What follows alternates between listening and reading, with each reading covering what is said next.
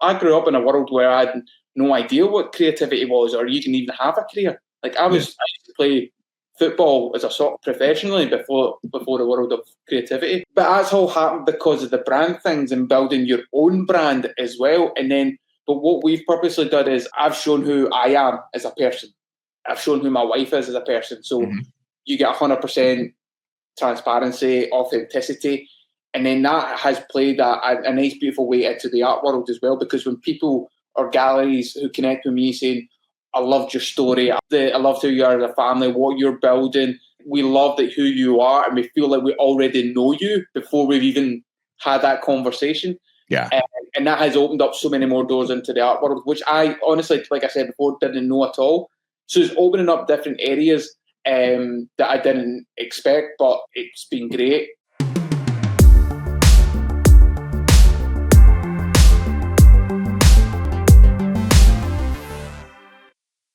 All right, coming up on today's edition of the Art Marketing Podcast, we are having a couple of firsts here, Craig. One, I think you're the first official Scotsman to be on the podcast. And truth be told, dude, I think you're the first non-customer that we've had on the podcast. So first one, the first for everything. We can get into the backstory on that and how that happened. But let's start off on the top. Craig, who are you? What do you do? Give us a little backstory on who is Craig Black. Oh, I am Craig Black. I'm a visual artist from Scotland. I'm best known for my acrylic fusion technique, which is... And I'm going to show off your Instagram too so they can see it, by the way. You can see it there. So my acrylic fusion technique is a paint pouring process. So it's essentially acrylic paints mixed together to create interesting, mesmerising effects on anything I can get my hands on. I literally just pour it on and pour it on anything I can, make sure it looks good. And I've been fortunate to create this kind of world of art into a lifestyle and family business. My wife, Ali, is the managing director. And the two of us and our little girl, Olivia, who's 4, we travel the world working with global brands and galleries, creating amazing immersive experiences, live art performances, bespoke products and artworks. And this is my studio here in sunny Scotland, a little town called Greenock. I don't know if anyone will know where that is. You maybe will have to Google it. Yeah, so I work from here and work with these global brands. And it's been a hell of a journey the past 4 years. Amazing. So when you say past 4 years, are you mapping that to when you went full time? Correct. So prior to the world of being a visual artist, I used to be a graphic designer. I specialised in typography. So I ran my own studio for 6 years, and I managed to collaborate with the top brands across the world, creating word marks, typefaces, all those kind of things. And I basically accomplished everything in that field that I wanted to do. And I created this dream project. I worked on this dream project, finished it, and I decided to pivot my career, which I tend to do throughout my life. Yeah, because becoming an artist is all I've ever wanted to do. And 4 years ago, when that moment happened, there was a kind of bright signal. What was the best way of putting it? Stars were aligned. That's the right way. Daughter was born. So essentially what happened was we had a 2-bedroom apartment at the time. So the spare bedroom was my studio. And she took over that room to become her bedroom. So I had to find a new space. So it was either, do I find an office or do I find an art studio to go for what I really want to do? And I went for the studio, and then I went out as a visual artist. But what a lot of people don't know is prior to that moment of announcing to becoming a full-time visual artist is 2 years in the background, I was perfecting my craft of acrylic fusion. I was practicing day in, day out, on top of the graphic design job every weekend, finessing my technique. So when that time came to becoming a visual artist, I felt confident enough to go forward. And then fortunately, every challenge just came along. I've managed to do it, which is great, but it's constantly evolving, constantly problem solving, which is great as well. And that's the kind of short story to it all, really. Yeah, amazing. And just looking at what you do, you're going to be the artist, I hate to say it, that everyone on here is going to love to hate, because I can tell based on your business, and I really want to drill into the revenue aspects of your business and what that looks like. And we don't have to go into specific figures, but just which are drawing. But the fact that you are automating, people are letting you paint $150,000 cars already, and you're having collaborations with Porsche and everything else. And then I look at your store, your online store, and you barely have anything going on there, right? Like just a couple of pieces. And so I imagine the promotional aspects of the business are the much larger one. And I will just come out and ask the question everyone is going to want to know right out of the gates. How have you managed to land clients this big right out of the gates and have this be a thing, right? Because that's every artist's dream. And you've got that out of the gates rather than building this on the back of a robust print business or originals business. So I flipped the business model in my eyes anyway, which was going for the brands right away, coming out the gate as an artist, because I knew that art can make an impact on brands. Partly because of my experience of working with brands in the design world, knowing how they market themselves, knowing what they can do to enhance them. I felt I knew what I could do to, like I said, enhance that brand kind of thing. So one thing I'm a big believer in is self-initiated work. So if I was strategic, so the very first project I did when I announced myself to the world was a soccer project. So which you can actually see over my shoulder here, which is the Fusion Series footballs. And I basically created seven footballs based on teams that were participating in Euro 2020. Smart. And what I did was I created a huge amount of content across showing the process of these footballs, video, imagery. Like I had 6 weeks worth of content. But what I was doing was showing how these artworks could sit in a brand setting. For instance, for the Euros. So how the Euros use these artworks in situ. So it'd be like Scotland v England, Scotland ball, England ball, type in the middle. So I was combining my world of design and marketing into the world of art. And then, so I'm basically showing brands what can be done, what we're giving my teaser kind of thing. And that has been a hugely powerful tool to getting these brands in, to be honest. Every self-initiated project I've done has been very strategic, whether it's been football or basketball. Sport plays a big part. So that was the first thing. That's where I was decided to go. So I ventured into there. Basketball, I think the most recent one was golf. And I did this golf series. And then from the back of that golf and a self-initiated project came a collaboration with DP World Tour in Dubai, where I flew out to Dubai and painted on large golf balls with famous golf players. And I'm going to say, I can't even remember the name. It's terrible. I'm not a golf fan. But yeah. Not like your country invented golf or anything. But also, I'm very entrepreneurial minded and strategic in terms of how to create these opportunities as well. LinkedIn is a big driver for us in our business. We've invested a hell of a lot of time in there. And there's a lot of decision makers there as well. So connecting with these people, showing what I'm capable of doing, gets the interest, gets the nudge, gets them excited kind of thing. And that is how the past 4 years is formulated. And the vast majority of our work has been brand orientated to the extent that I've been so busy doing it's like brand collaboration after collaboration, 2, sometimes 3 times, 3 projects at the one time. So when you're talking about the online store, like we only launched that, when was it? Like 3-4 months ago. And that's been 4 years in the making. Yeah. And that's partly because one, bandwidth. It's myself and my wife, and we've got to be like, where do we focus our time and energy? We're creating a lifestyle that works for us. So I'm side tangent here, and you maybe need to bring me back. But the reason why we keep it just the 2 of us is it creates that lifestyle that we can take our little girl to school, pick her up on our own terms, rather than being a 9 to 5, having employees who could do all these things. That's how we want to live. That's how we want to run a business. Yes, if I hired a web designer or someone who could do the shop and do all social media, yes, there could be more time and more energy, all those kind of things. But we're doing it bit by bit. And now I'm starting to get the shop up and going, starting to get things out there. It is starting to pick up that way, which is quite exciting. But it's been relentless the past 4 years. And to be honest, Patrick, I've absolutely loved it. I love working with the brands. I love the constant challenges that come with it. and it always keeps me on my toes. So it's a balancing act, and I understand you want to be trying to hit in every revenue stream. And to be honest, we're getting there. We're definitely getting there. We're actually launching a new homeware range soon, which is very exciting. And that's grown arms and legs. We sent out a campaign teaser this week, and we've had hundreds sign up to the waiting list. And you're like, right, I better get painting and start making stuff. So yeah, that's is it food safe, the paint?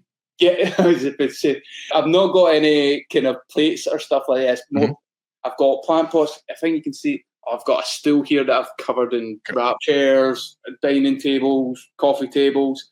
There's quite a lot going on just now. But then you're going to have your hand painted ones, and then you're going to have ones that are going to be wrapped as well. So you can have a larger selling product kind of thing. So we're at the very early stages of that. But what was really exciting from a business point of view is putting that waiting list out there to see, do people want this? Are people excited? And it was one of the best. It's the first time I ever did a waiting list. Yeah. I highly recommend it for anyone who's an artist out there who's selling a product or wanting to do something different. It's a good way of, rather than investing loads of time, money, effort into a product that you hope that people buy. Yeah. This is a way of getting that interest to saying, you know what, we do like this idea. Invest time and energy. So we flipped that again, and that's been really beneficial. Yeah.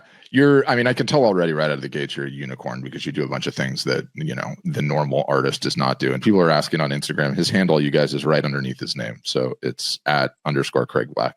Everyone else creates the thing and then goes and tries to find an audience for the thing. Mm-hmm. You went and found an audience, and then you created the thing, you inverted it. And, you've listened to this podcast before. I'm sure you've heard me talk about newsjacking. Yeah. I've not heard this newsjacking. No. You've not.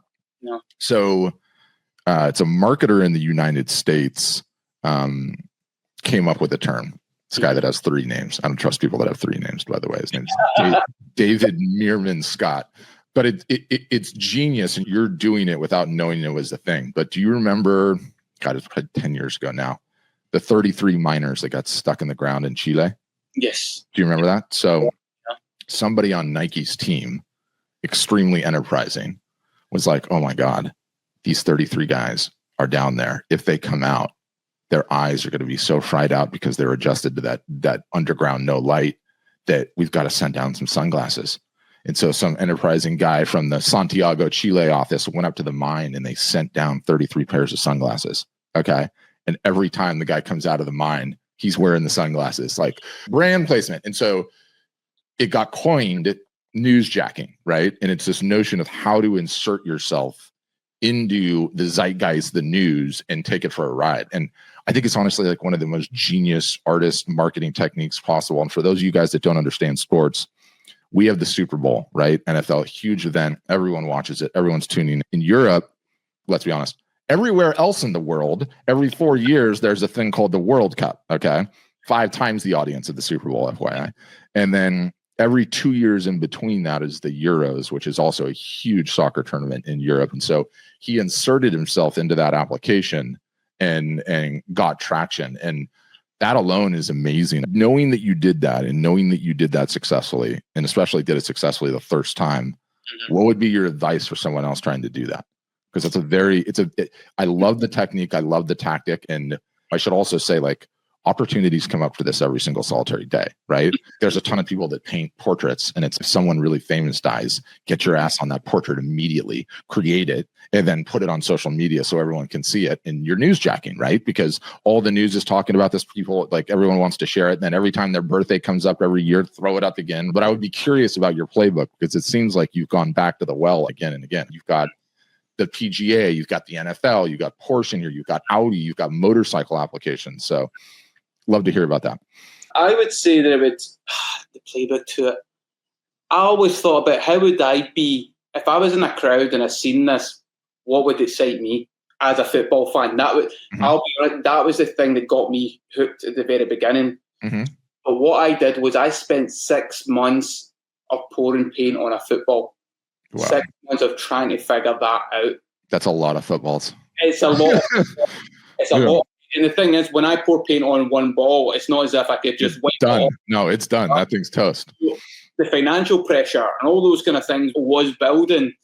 But what I was starting to realise is, one, getting better at my craft, getting more professional, more of a professional feel to it. Mm-hmm. But getting feedback was a good point. So getting reactions from when I would get like my wife in, and then I would get my brother in, and I would have 1, 2, 3 people, and I would create it live. And this was unintentional. At first I was like, what do you think of this? And they're like, this is shit hot. I've seen this be made live.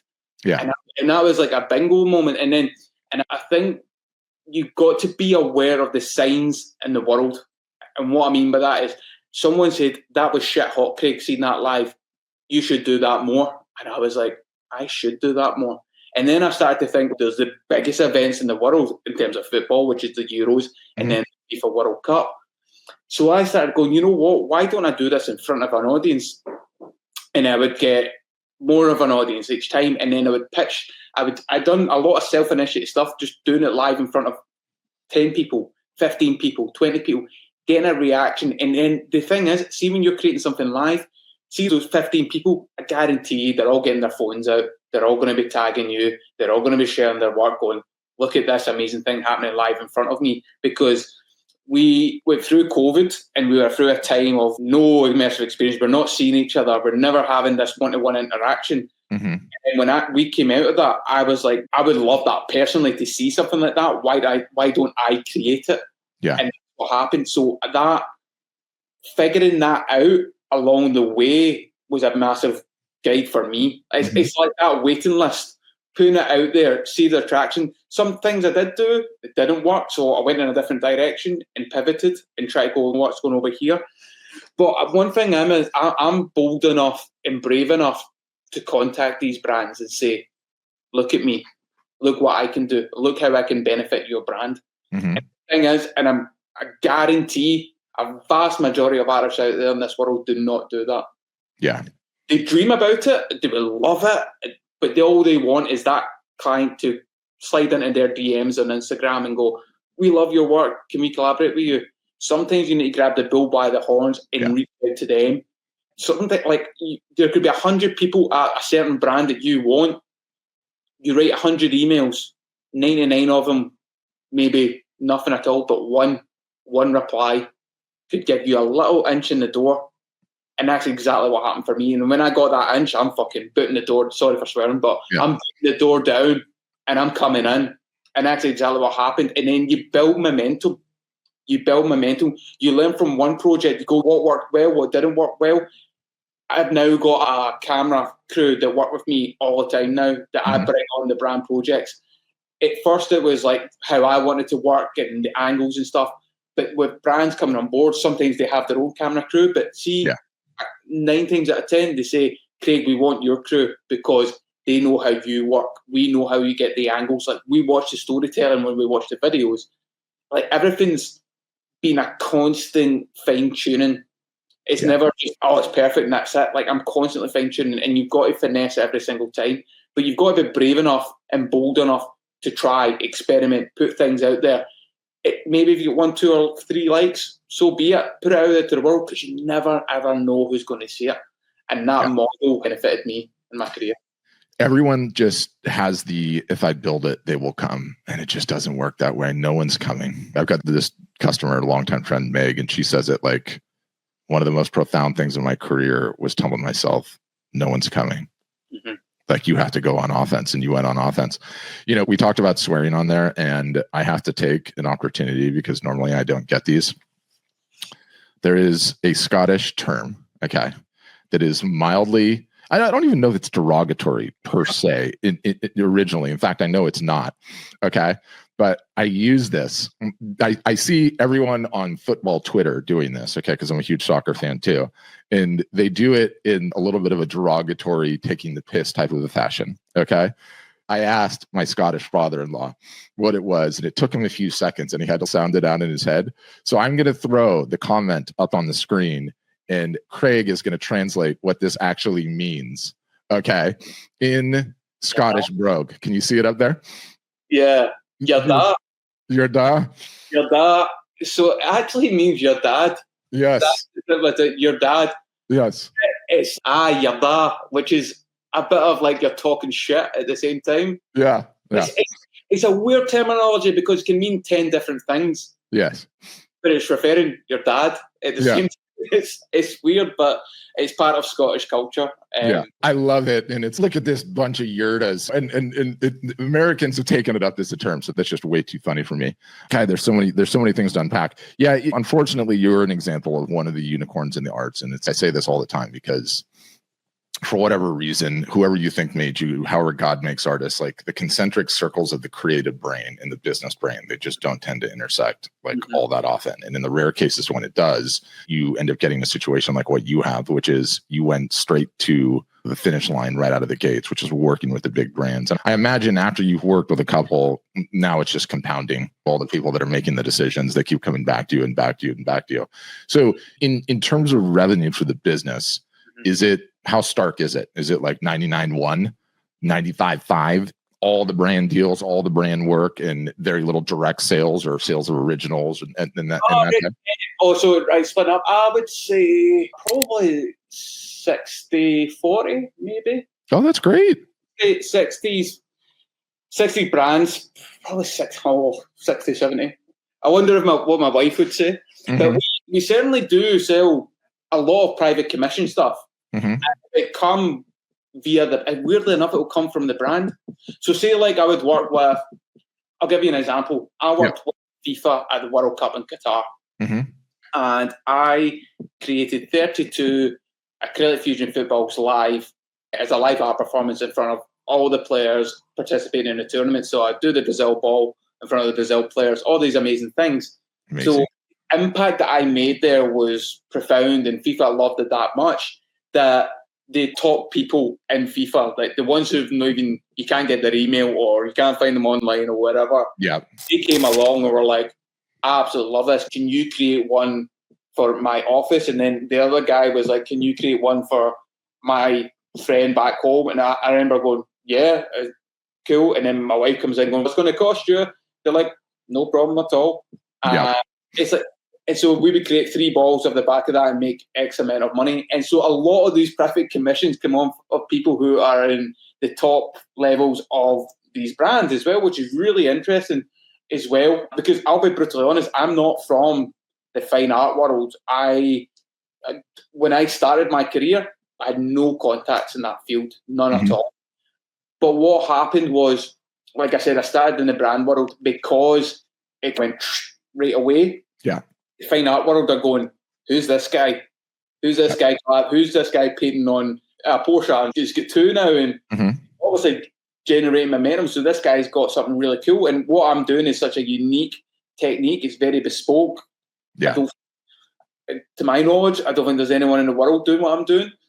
But what comes with that is the storytelling element, but also these people are seeing it in the art world. Are going, all right, he's cool. So I've now had exhibitions in Sydney, Australia last year.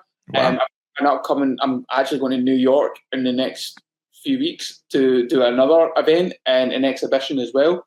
London, all these kind of things as well. So, but that's all happened because of the brand things and building your own brand as well. And then, but what we've purposely done is I've shown who I am as a person.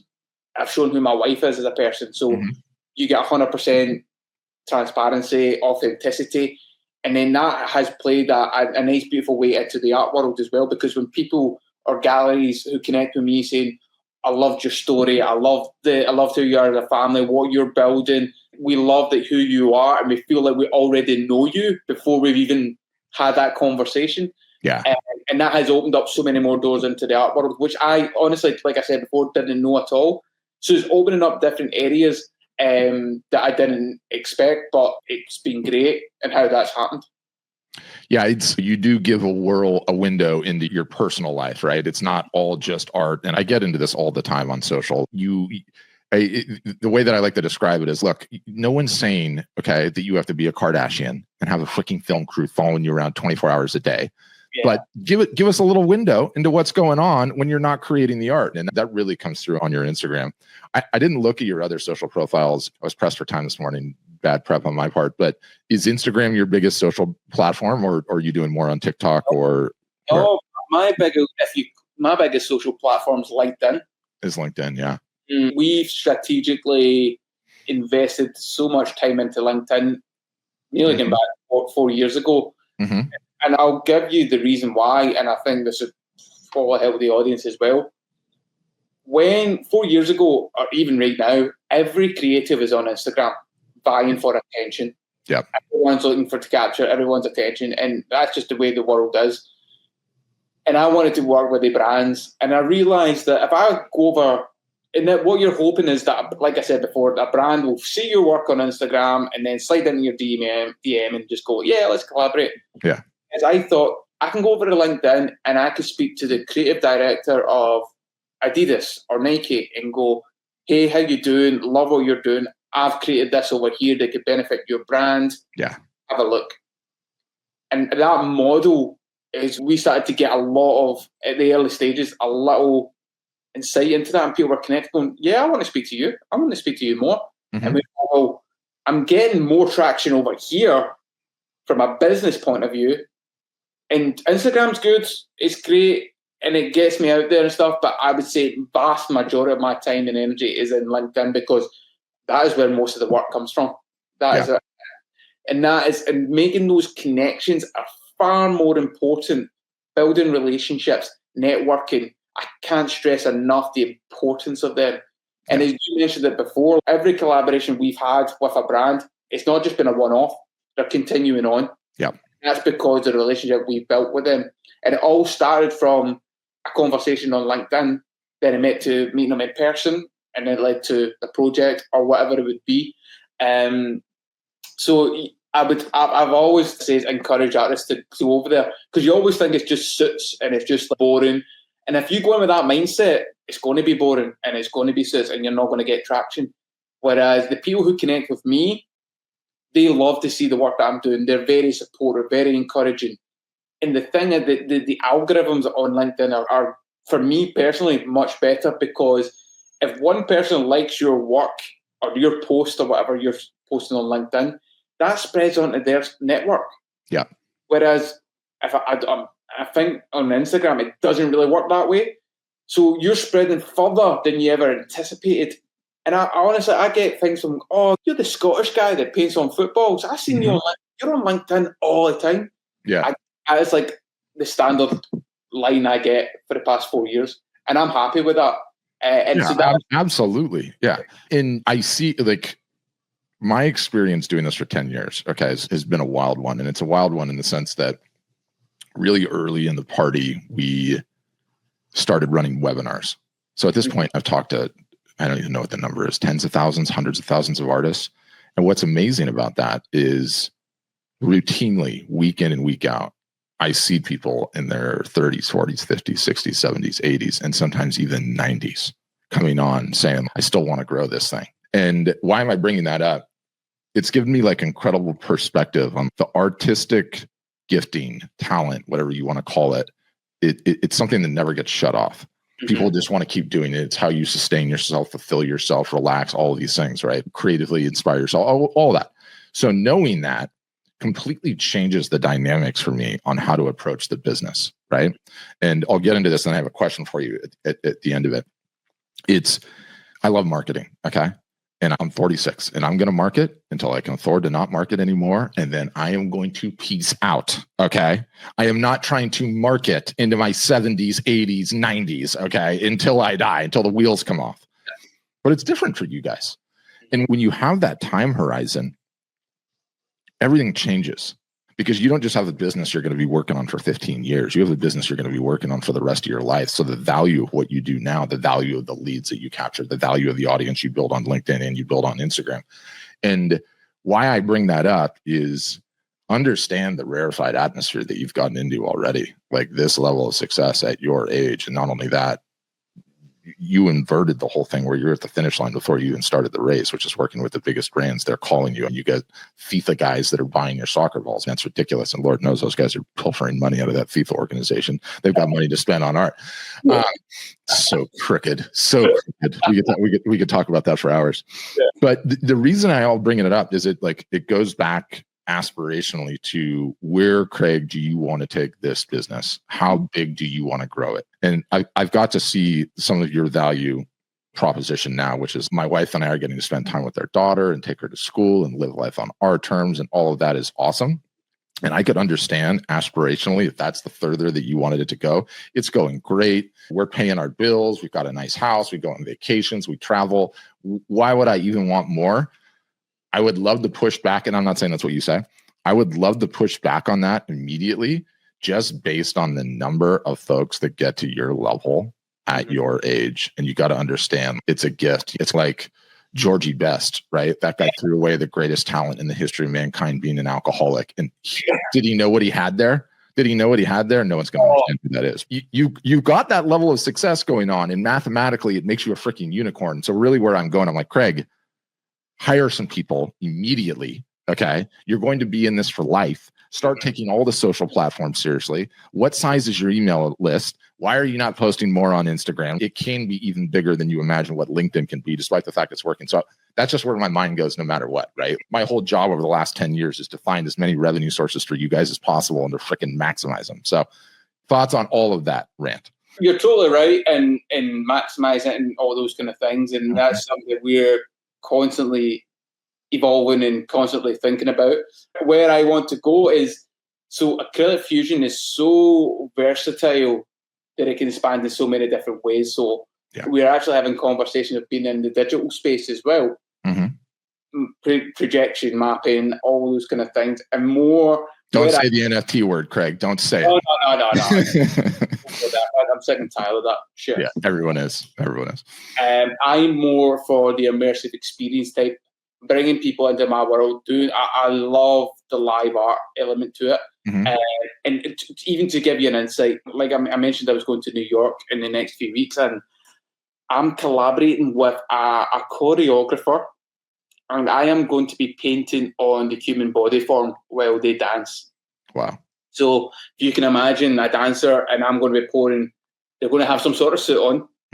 Not going to go directly on the skin, but I'll be pouring acrylic fusion onto their body form, and then the arm and the movement of paint flows in different ways.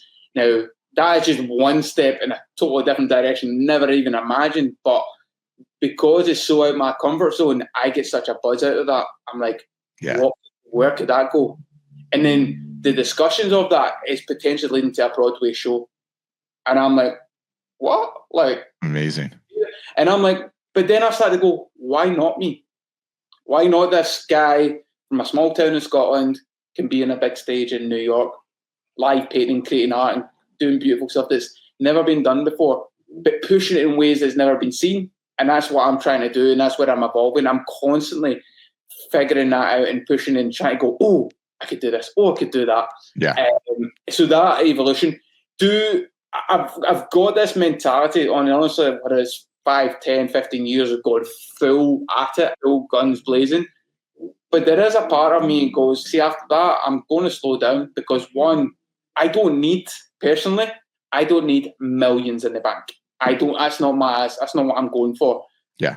It goes all back to the family and the lifestyle. I'm creating a legacy for my family, and I'm not chasing millions in the bank or money. I'm creating something that my daughter can grow up going, if my daddy can go for something that he believed in and he made his dreams come true, I can do the same.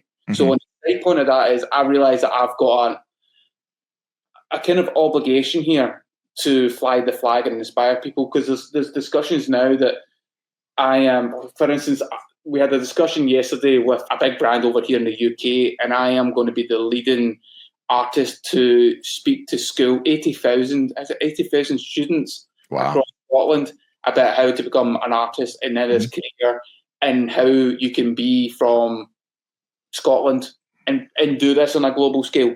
Yeah, now, that fills my heart with so much warmth and so much joy. That's things like that is like where I want to be, and that's my way of giving back.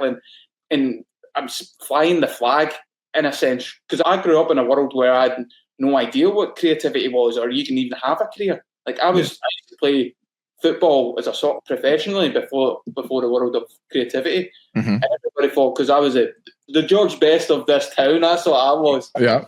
Without the alcohol. And everybody's like, okay, he's going to go on and play football. But I didn't enjoy it. I didn't enjoy it at all.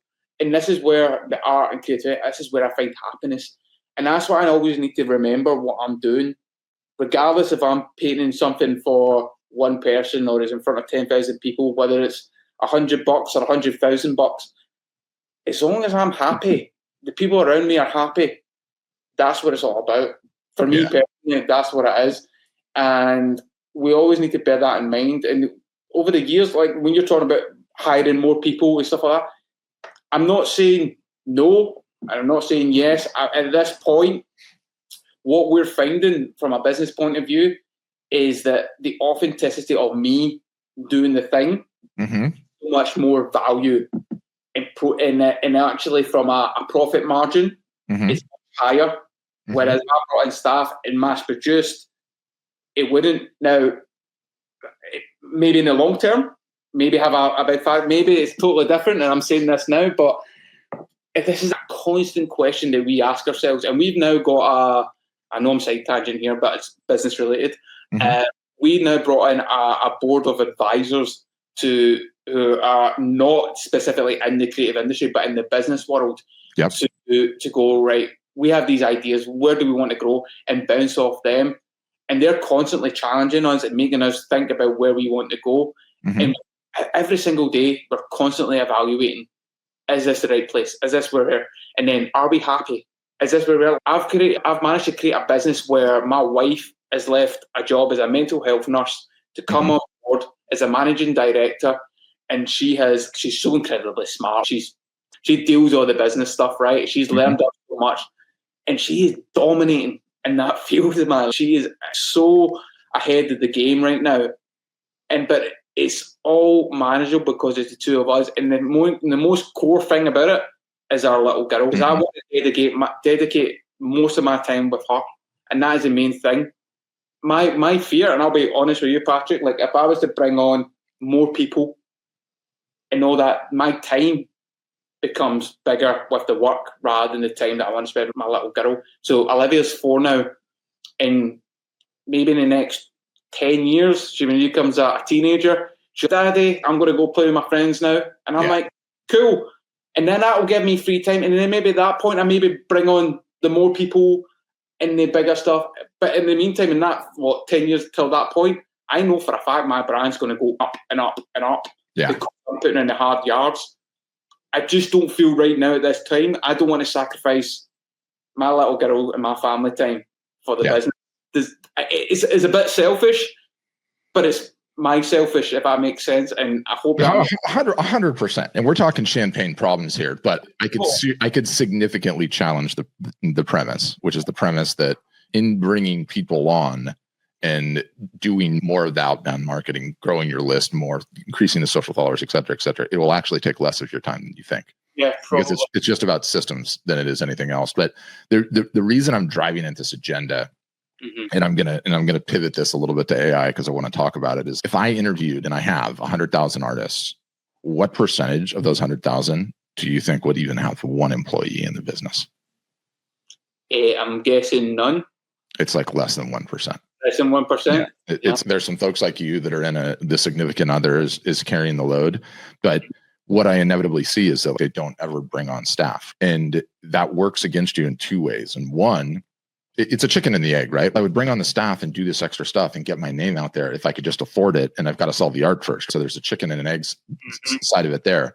But then also on your side, in my estimation, it's profligate. You're leaving money on the table. You can donate all the money if you want. It's the Georgie Best thing, right? Like you've got the skills, like it's God given, like that you made it here and such a great amount of luck. It's the stupid Spider-Man line, with great power comes great responsibility, that everyone uses. So that would be my natural inclination to push that way. And we can talk about that. And I do see something that you need to do on Instagram immediately. And I want to talk about that, but I want to pivot briefly to AI and my agenda with AI. Shameless plug. We have an AI application, but independent of that, I'm a huge nerd, right? And I'm going way down the rabbit hole on all the AI, and you can see it as a glass half empty, glass half full. It's just how you're going to look at it. Either the robots are all going to come to kill us and this is going to be terrible, or how I see it is like the potential of an art business is basically like the GDP, right? Like the gross domestic product is the sum total of everything that you're creating and all the work that you're doing. And for the first time, if you put these damn robots to work and you learn,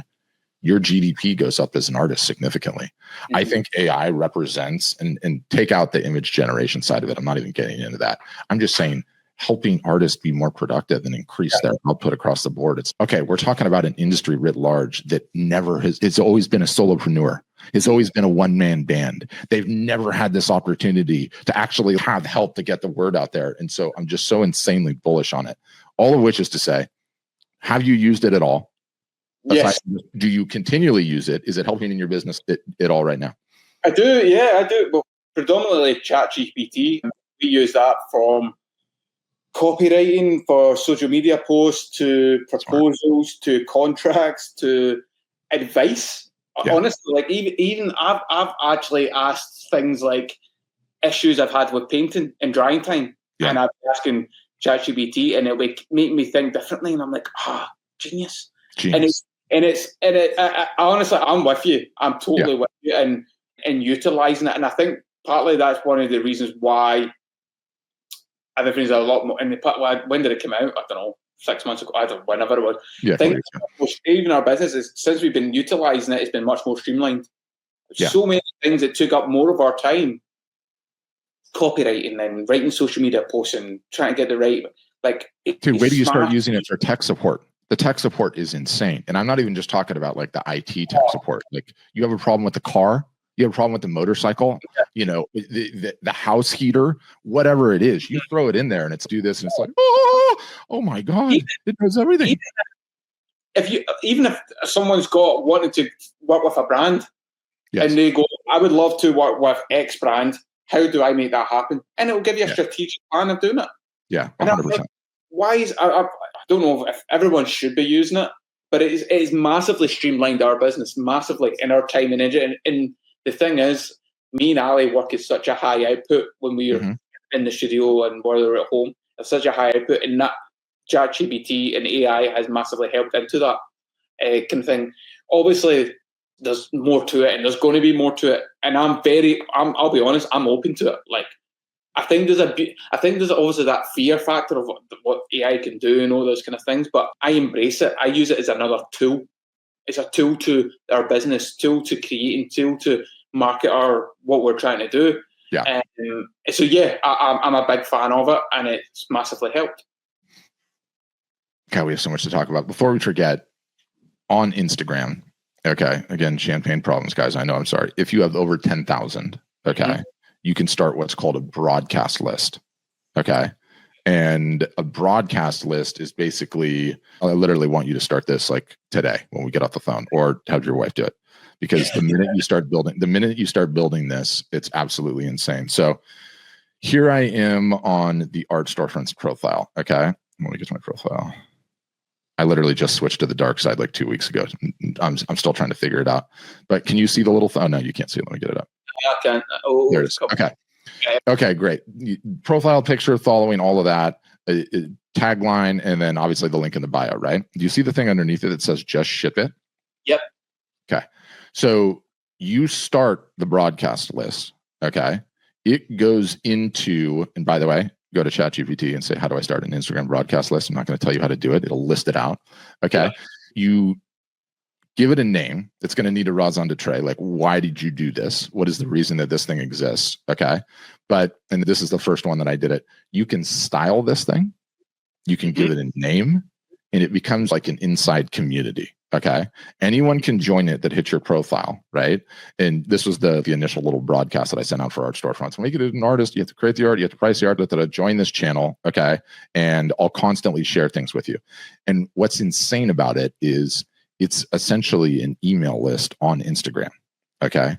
The difference is it's an email list on Instagram with an open rate approaching 80 to 90%.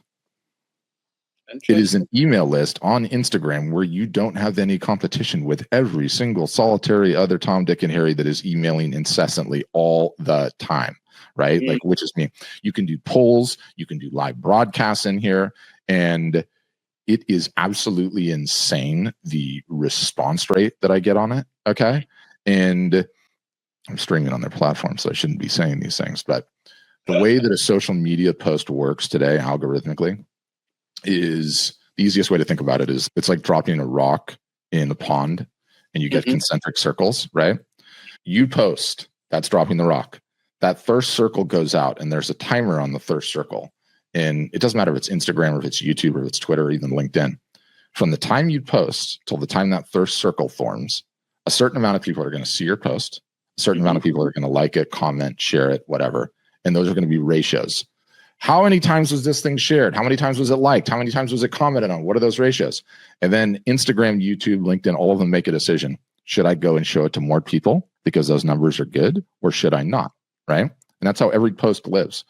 So you, with a broadcast list, you make a post and you know it's a banger. You know this one's going. I want it out there. It's going to be awesome. I had the video production team drop the post, instantaneously hit it in the broadcast channel. Okay. And you can link directly to the post in the broadcast channel. And what happens is it's a way to game the system, because instead of a post getting 2,000 views in the first 20 minutes, it's got 5,000 views because of your entire broadcast list just sent all that traffic in there. So some inside baseball, but case in point, the types of things that I need to see you doing. Okay.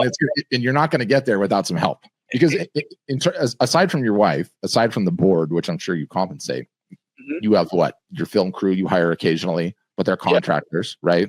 There's not anyone 9 to 5 in your studio. No one 9 to 5. Yeah. So we need to get on that. We need to see this insight that you're sharing. Like, I've never been. It's great to hear it, and it's great to know that it's available as well. Yeah. And that's obviously a bit massive amount of artists are benefiting from it. So it's great for me and great for business. As much as I'm doing very well and successful, I'm always looking to learn, always looking to improve. So even the things like this about evolving Instagram, I'm all for it, definitely. Yeah.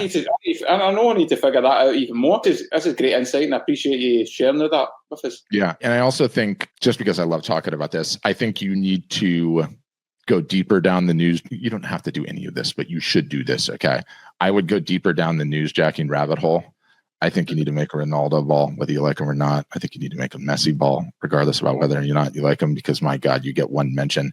And again, he and I were talking about this ahead of time because we're both huge football fans, right? And most artists are not. But in the realm of social media audiences, okay, over here we have the Kardashians and a couple other celebrities. Do you know who beats them? Lionel Messi and Cristiano Ronaldo. They have more fans worldwide on that platform than any other. And it's, you have the opportunity to get a list. Ask ChatGPT, who are the top 25 players with the largest following on Instagram? DM them, say, I want to make you a ball. Let's do a collab, right? Like, as much as me telling you to do a broadcast channel, my God, you slide into one of their DMs and it's game over, right? I'm just going to say that I'm already ahead of you. Are we getting a tease here, Craig? Something in the works? I can't show you, but the guy you're talking about, there's something I've created with him and his company, which should be launching very soon. I understand. I totally get where you're getting from. And hopefully this can come off. Famous Marvel character. I'm going to see if anybody can guess what this is. What Marvel character is this? Amazing. I'm terrible at the Marvel characters. Who's the definitely one? This is Deadpool. Right? Obviously, Ryan Reynolds owns Wrexham Football Club. Yeah. And I got inspired by doing a Deadpool football. So you're getting a preview before he's even been released. By the way, talk about another unicorn. Like, as much success as that guy's had in acting, he's had 10 times as much in business. When they finally go to sell Wrexham and it's in the Prem, give me a break. It's crazy. It's crazy how he's doing so well. But you know what? One thing leads to another, and as long as you're willing to explore different areas, because what we usually tend to do with society is, this is all I know, this is where I'm willing to go. Whereas if you're willing to try and find out over here, then it can open up more doors you can possibly imagine. And that's exactly what I'm doing when I mentioned about the fine art world and all those kind of things. You've got to be brave enough to go in. And when you're talking about the whole Instagram thing, I'm like, well, fair enough, I'm a novice. I'm happy to say I'm a novice, even though I've got all this success. Yeah. I'm willing to learn. And then in the next few months, I'll be like, I understand that. Next thing. What's the next thing I can improve? Next thing again. Yeah. So you've got to be brave enough and willing enough to do that.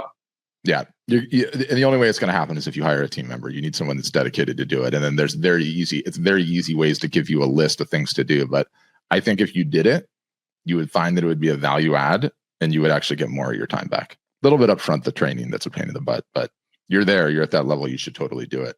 Where do you want people to follow you? What's the best place to stay up with all things Craig Black? Find out about these amazing things that are happening. You can follow the Instagram, which is @_Craig Black. I'm also on LinkedIn. If you type in Craig Black, visual artist, I'm sure you'll find me.